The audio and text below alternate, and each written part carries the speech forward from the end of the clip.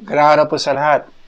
Interesting po ang topic natin ngayon kasi ito po ay tungkol sa self-defense at kung kailan mo ito legally ma-invoke.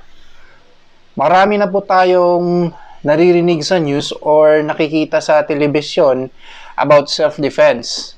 Like, napatay ni ganito ganyan, pero self-defense lang daw ang nangyari. Dahil dito, marami tuloy ang napapaisip na kailan ba talaga nagkakaroon ng self-defense? To successfully invoke self-defense, the following elements must be satisfactorily proved. Number 1, unlawful aggression. Number 2, reasonable necessity of the means employed to prevent or repel the unlawful aggression. And lastly, third, lack of sufficient provocation on the part of the person defending himself or herself. Sa unang element, ano bang ibig sabihin ng unlawful aggression? Unlawful aggression may be in the form of an actual or material unlawful aggression or imminent unlawful aggression. Actual or material unlawful aggression means an attack with physical force or with a weapon, an offensive act that positively determines the intent of the aggressor to cause the injury.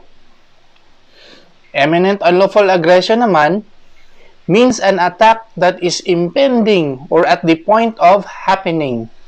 So it must not consist in a mere threatening attitude, nor must it be merely imaginary, but must be offensive and positively strong, like aiming a revolver at another with intent to shoot, or opening a knife and making a motion as if to attack.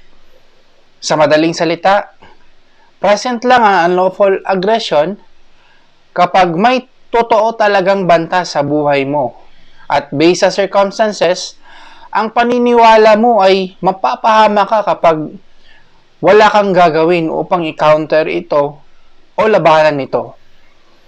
Kapag paparating na ang pag-atake sa iyo at wala itong sign na hindi matutuloy, ito po ay isang unlawful aggression. At sa ilalim ng batas ay pinahihintulutan po kayong depensahan ang mga sarili ninyo sa kung anumang paraan at your disposal. So for example, one night while naghihintay ka ng masasakyan, ay merong lumapit sa iyo at nag-declare ng hold up. Meron siyang dalang patalim at akmang sasaksakin ka na kasi nakabaon na ang dulo ng kutsilyo sa likod mo. Maituturing po ba ito as unlawful aggression? Sagot, yes. Unlawful aggression na po ito kasi totoong-totoo na po ang nangyayari at talagang tutuluyan ka na ng unlawful aggressor kapag di ka susunod sa gusto niya. Sir, paano po kapag same situation? Naunahan mo yung tao at naghabulan kayo ng halos 1 kilometro at nung naabutan mo siya, ay napatay mo siya. May unlawful aggression ba dito? In this case po, ay wala na pong unlawful aggression kasi may reasonable interval of time kung saan napawi o na-offset na ang unlawful aggression. Kasi naghabulan pa kayo.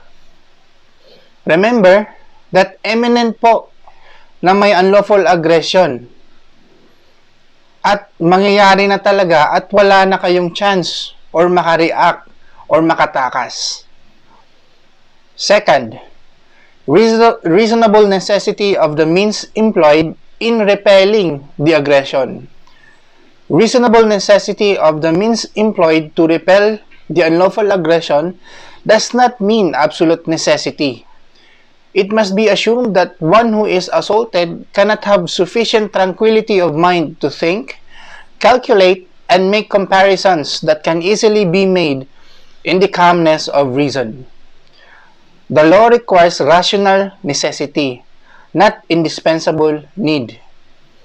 So in each particular case, it is necessary to judge the relative necessity whether more or less imperative, in accordance with the rules of rational logic.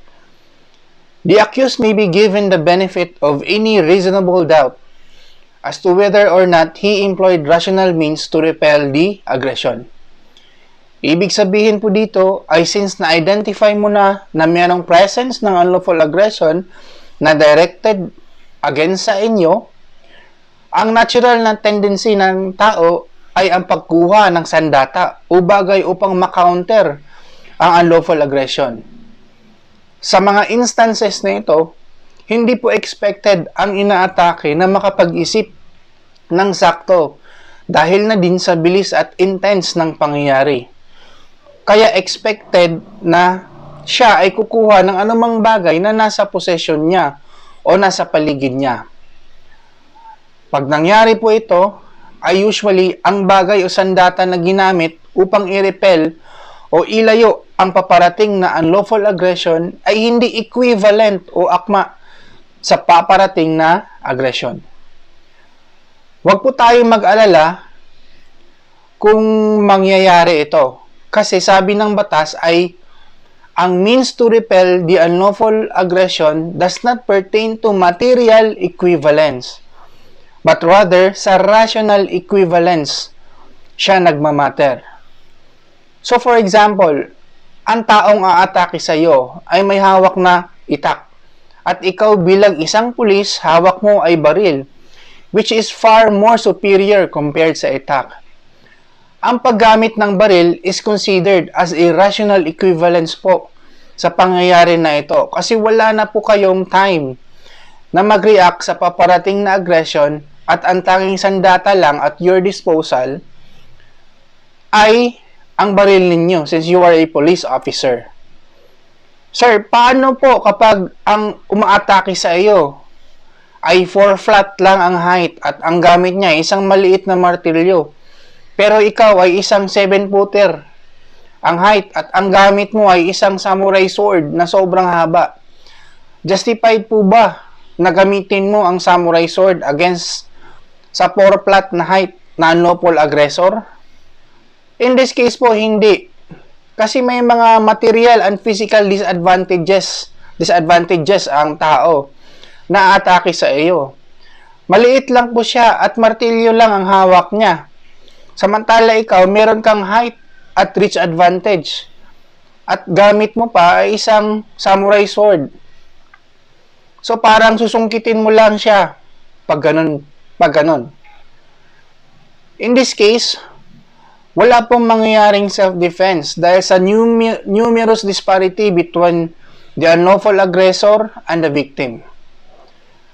Sa last element, etong lack of sufficient provocation on the person defending himself or herself. Ibig sabihin dito ay hindi po kayo ang nag-umpisa sa gulo or hindi po ninyo inudyok yung unlawful aggressor upang atakihin kayo. So for example po, naglalakad kayo, tapos may biglang nag-amok na paparating sa inyo, na tila hindi po titigil. In this case po, justified kayo kasi hindi po kayo ang nagsimula at hindi ninyo inudyok yung unlawful aggressor upang atakihin kayo. Mahalaga po itong malaman natin, itong unlawful aggression principles, kasi depensa po ito in cases of homicide and murder, which kayo po ang akusado. Sana po ay may natutunan